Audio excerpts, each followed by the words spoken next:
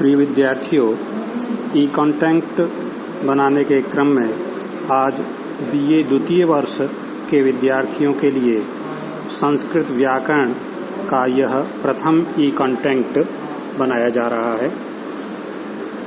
जैसा कि आप जानते हो कि व्याकरण संस्कृत भाषा का मूल है। यदि व्याकरण हमारा क्लियर हो जाता है तो संस्कृत पर हमारी पकड़ मजबूत होती है और हमें जो संस्कृत से भय लगता है वो भय हमारा दूर हो जाता है। इसलिए हमारा ये प्रयास है कि विद्यार्थियों को पहले व्याकरण की जो उनकी कमियां हैं उनको दूर किया जाए और व्याकरण की जो बारीकियां हैं उनसे उन्हें वाकिफ कराया जाए, जिससे संस्कृत भाषा में उनकी रुचि हो और संस्कृत भाषा को वो समझें। यह वीडियो जैसा कि बताया मैंने द्वितीय वर्ष के लिए है। द्वितीय वर्ष व्याकरण में हमारा हल संधि प्रकरण है। हल संधि प्रकरण से पूर्व हम प्रथम वर्ष में संज्ञा प्रकरण और अच संधि प्रकरण पढ़ चुके हैं। हमें हल संधि पढ़ने के लिए ये बात ध्यान रखनी होगी कि हम संज्ञा प्रकरण और अच संधि का भी दोहरान कर लें। अगर हम वो दोहरान नहीं करेंगे तो ये चीज़ हमें उतनी अच्छी तरह समझ में नहीं आएगी जितना हम समझना चाहते हैं। तो आज हम हल संधि प्रकरण प्रारंभ कर रहे हैं। अगर आप में से विद्यार्थियों की जिज्ञासा आएगी तो एक बार अच संधि का भी दोहरान करा देंगे। हल संधि प्रकरण को अगर हम समझना चाहें तो हल शब्द को समझने के लिए हमें सबसे पहले प्रत्याहारों की तरफ चलना पड़ेगा। प्रत्याहार सूत्र हमारे 14 हैं। उन 14 प्रत्याहार सूत्रों में जब हम देखते हैं तो आई उन रिल रिक आइयोच, दोबारा सुनिए, आई ओन रिल रिक ए ओंग आई औच हयवरट। यहाँ हयवरट के ह से लेकर के लण यमगण नम झवय घड़दस जव गड़दस खप छटत चटत व कपय ससर हल, इस अंतिम ल वर्ण तक अर्थात समस्त व्यंजन वर्ण, समस्त अंतस्थ वर्ण और समस्त ऊष्म वर्ण इस हल प्रत्याहार के अंतर्गत आ जाते हैं। तो हल संधि का तात्पर्य हुआ कि वो संधियां जो व्यंजनों में, अंतस्थों में या ऊष्म वर्णों में कोई परिवर्तन करती हैं उन्हें हम हल संधि कहते हैं। अब एक बार अगर आप कहेंगे तो एक दिन इसे अलग ले लेंगे कि व्यंजन कौन से हैं, अंतस्थ कौन से हैं, ऊष्म कौन से हैं। ये हमें ध्यान रखने की चीज़ है। इसे मैं तुमसे जो हम गृह कार्य देंगे उसमें भी पूछेंगे, क्योंकि जो पिछली वर्ष हमने उच्चारण स्थान, आभ्यंतर प्रयत्न, बाह्य प्रयत्न और प्रत्याहार पढ़े हैं वो पूरे वर्ष भर इस द्वितीय वर्ष में भी हमारे काम आने वाले हैं। तो उनका एक बार स्मरण अत्यंत आवश्यक है। तो आज देखिए, आज का हमारा पहला सूत्र है स्तोश्चुनाश्चु। अब स्तोश्चुनाश्चु यही सूत्र संस्कृत में है और संस्कृत के रूपों में है। तो अब हम यहाँ देखें कि यहाँ कौन से रूप हैं, किसके अनुसार रूप चल रहा है। तो यहाँ देखेंगे स्तोह, ये गुरु के समान रूप है। जैसे स्तुः शब्द है और गुरु के अनुसार रूप चल रहा है, तो स्तो में कौन सी विभक्ति है? षष्ठी विभक्ति, एक वचन। स्तुना, फिर यह भी हर्ष उकारांत शब्द है, तो ये भी किसके अनुसार रूप है? गुरु के अनुसार रूप है। इसमें कौन सी विभक्ति है? तृतीया विभक्ति, एक वचन। और स्तुः, यह भी गुरु के समान है, तो यहाँ गुरु प्रथमा विभक्ति, एक वचन। अब अगर हम इसे अच्छी तरह समझना चाहते हैं तो हमें इन विभक्तियों के अर्थ को एक बार समझना पड़ेगा कि भाई पाणिनि ने इन विभक्तियों में ही इन शब्दों को क्यों रखा। कोई दूसरी विभक्ति भी तो लगा सकते थे, कोई सरल सी विभक्ति लगा देते। तो पाणिनि व्याकरण जब किसी सूत्र का अर्थ करता है तो वहां कुछ निर्देश दिए गए। एक सूत्र है पाणिनि व्याकरण में, षष्ठी स्थाने योगा, कि जहां पर भी षष्ठी विभक्ति हो वह उसके स्थान पर कार्य होता है। अर्थात हमारे इस सूत्र के द्वारा जो कार्य कराया जाएगा वो किसके द्वारा कराया जाएगा, वो किसके स्थान पर होगा, इस तो हो यानी सकार के और तू माने तवर्ग के स्थान पर होगा। कब होगा इस चुना, जब ये जो पहला स और तवर्ग है ये स और चवर्ग के साथ होंगे तो काम होगा। क्या होगा कि उस स और तवर्ग के स्थान पर इश्चुहु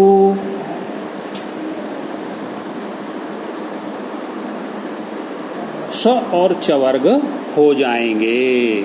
तो इसे अगर हम संस्कृत में अर्थ देखें तो सकार तवर्गयोः सकार चवर्गाभ्याम योगे सकार चवर्गौ स्तः, सकार और तवर्ग के स्थान पर सकार चवर्गाभ्याम योगे सकार और चवर्ग के सानिध्य में, योग का अर्थात साथ में, चाहे वो साथ आगे हो चाहे वो साथ पीछे हो, सकार चवर्गौ स्तः, सकार और चवर्ग हो जाते हैं। हिंदी में अर्थ देखिए, स एवं तवर्ग के साथ यदि स एवं चवर्ग हो तो स एवं तवर्ग के स्थान पर श एवं चवर्ग हो जाते हैं। अर्थात स के साथ में श और चवर्ग हो तो स को क्या आदेश हो जाएगा, श आदेश हो जाएगा। तवर्ग में 5 वर्ण आते हैं, कौन कौन से, त थ द ध न। तो त के साथ में यदि स और चवर्ग हो तो क्या हो जाएगा, च आदेश हो जाएगा। थ के साथ में यदि स और चवर्ग हो तो क्या आदेश होगा, छवर्ग आदेश हो जाएगा। द के साथ में अगर स और चवर्ग हो तो ज आदेश हो जाएगा। ध के साथ में यदि स और चवर्ग हो तो झ आदेश हो जाएगा। और न के स्थान पर, न के साथ में यदि स और चवर्ग हो तो य आदेश हो जाएगा। अब इस बात को, ये जो हमने कही है, इसे हम उदाहरण के द्वारा समझने का प्रयास करेंगे।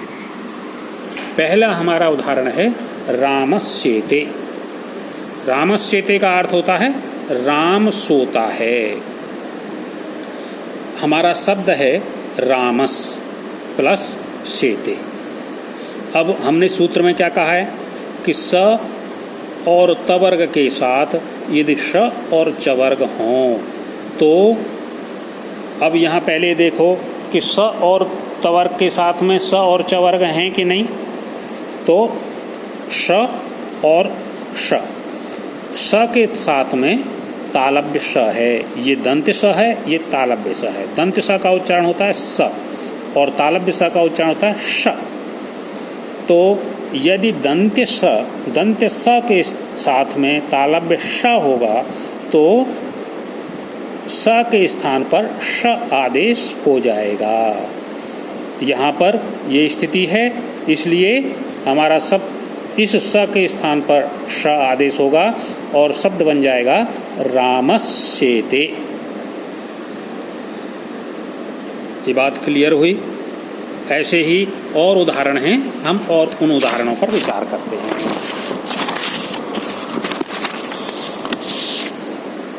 अगला उदाहरण है हमारा रामस चिनोति। रामस चुनौती, राम चुनता है। अगर हम इसे पूरा वाक्य बनाना चाहें तो रामः पुष्पाणि रामस चिनोति पुष्पाणि, राम फूल चुनता है। तो रामस चिनोति, रामस प्लस चिनोति। यहाँ पर स के साथ में च वर्ग का च है, तो हम सबसे पहले क्या करेंगे, ये जो स है दंत्य स, इसे अलग निकाल लेंगे और च वर्ग का जो च है इसे नीचे ले आएंगे। और अब इसका परिणाम देखेंगे कि स के साथ में च वर्ग का च है, तो सूत्र क्या कहता है, सकार तवर्गयोः स्थाने शकार चवर्गाभ्याम योगे सकार शकार चवर्गौ स्तः।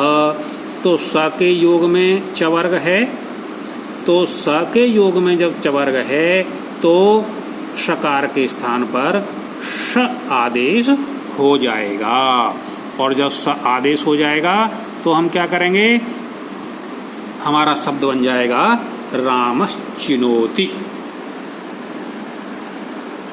ये दो उदाहरण एक तरह के हुए, दोनों में जो परिवर्तन हुआ है वो किसके स्थान पर हुआ है, वो सकार के स्थान पर हुआ है। और सकार को क्या हुआ है, सकार को श हुआ है, दंत स को तालव्य स आदेश हुआ है। अब हम थोड़े हट कर के उदाहरण देखेंगे जिसमें स से अलग तवर्ग के उदाहरण भी आएंगे।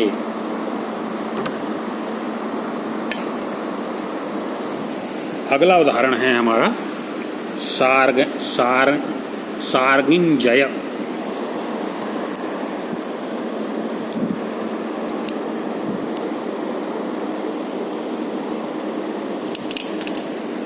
सार्गिंजय का अर्थ होता है, सार्गिन नाम है विष्णु का, विष्णु की जय हो।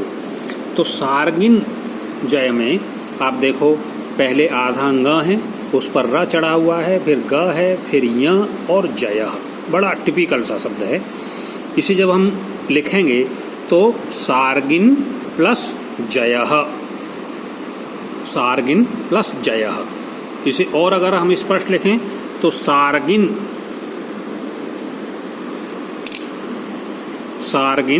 प्लस जय। अब यहाँ हमारा जो संधि कार्य होना है वो कहाँ होना है, ये देखिए, ये तवर्ग का न है, तवर्ग का पांचवा वर्ण है न, और उसके बाद में चवर्ग का ज है। तो जब तवर्ग के साथ में चवर्ग का वर्ण होगा तो तवर्ग के पांचवें अक्षर के स्थान पर चवर्ग का पांचवा अक्षर हो जाएगा। ठीक है, तो न के स्थान पर सार्गिंजय, ये शब्द बना, भगवान विष्णु की जय हो। देखिए एक बार, ये हमारा तवर्ग के वर्ण के स्थान पर चवर्ग कैसे होता है, इसका एक उदाहरण आपके सामने दिया। अगला उदाहरण देखिए, याचियां।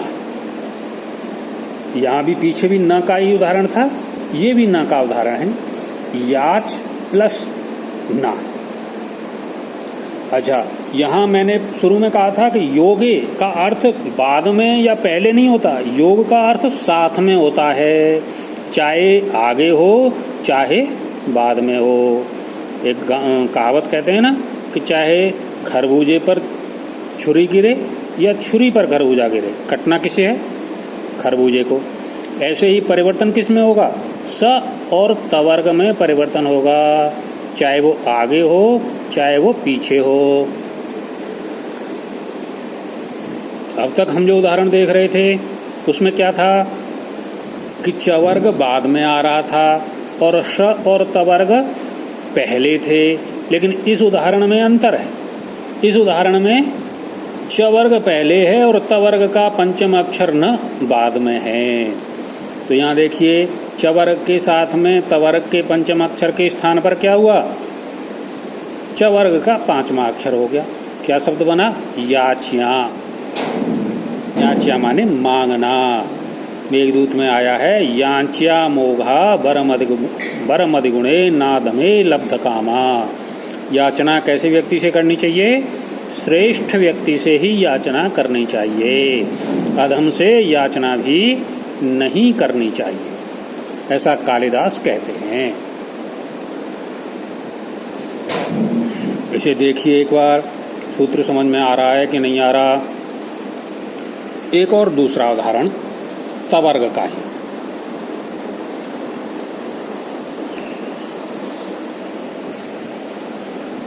सच्चित, हम सुनते हैं ना, सच्चित, सज्जन, सच्चिदानंद, तो ये सब इसी सूत्र के उदाहरण हैं। इनका ही, इस सूत्र का प्रयोग इन सब शब्दों में होता है। सच्चित में क्या है? सत प्लस चित, तो सत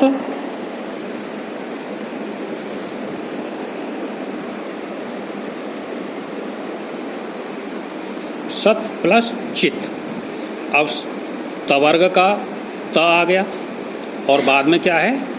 चवर्ग का च है, तो तवर्ग के प्रथम अक्षर के स्थान पर चवर्ग का प्रथम वर्ण च हो जाएगा, प्लस चित। शब्द क्या बना? सच्चित। सूत्र लगा स्तुश्चुनाश्चु, क्योंकि स और तवर्ग के साथ में चवर्ग है, इसलिए त के स्थान पर चवर्ग का वर्ण हुआ। अब कौन सा हो? पहला है तो पहला हो जाए। सच्चित शब्द ये हमारा बना। इस प्रकार ये हमारा पहला सूत्र इस संधि का पूरा होता है। स्तोह चुनाश्चु। अब जब हम आगे पढ़ेंगे तो देखिए, एक मेरा आपसे आग्रह है कि व्याकरण जो है, ये मैं कहता हूँ कि सत्यनारायण की कथा नहीं है भैया कि तुम प्रसाद पालो और तुम्हें फल पूरा मिल जाए। इसमें पूरा पढ़ना पड़ेगा। अगर आगे का याद रखोगे तो पीछे का समझ में आएगा। अगर आगे का याद नहीं रखोगे तो पीछे का समझ में नहीं आएगा। तो एक बार हम फिर पूरे सूत्र को रिवीजन करते हैं। हमारा सूत्र है स्तोश्चुनाश्चु। स्तो में स और तवर्ग।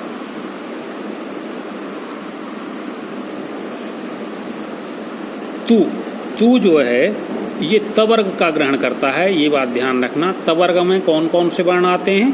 त, थ, द, ध, न। स और तवर्ग के साथ यदि स एवं चवर्ग हों तो स एवं तवर्ग के स्थान पर श एवं चवर्ग हो जाते हैं। और फिर हमने पहले बता दिया है कि जौन से वर्ण अगर स के स्थान पर होगा तो श होगा, और वर्ग का जिस क्रम का अक्षर होगा उसी क्रम का वर्ण उसके स्थान पर होगा। तो इस बात को ध्यान में रख करके ये जो सारे उदाहरण हैं, एक बार इनका अभ्यास करें। मैं कुछ अभ्यास आपको व्हाट्सएप पर भेजूंगा, उन अभ्यासों को अपनी कॉपी में करते रहें। यदि कोई समस्या हो तो उसे व्हाट्सएप पर ही पूछ सकते हैं। इस कोरोना के समय में अपने घर रहने का सदुपयोग करते हुए और अपने ज्ञान को बढ़ाएं।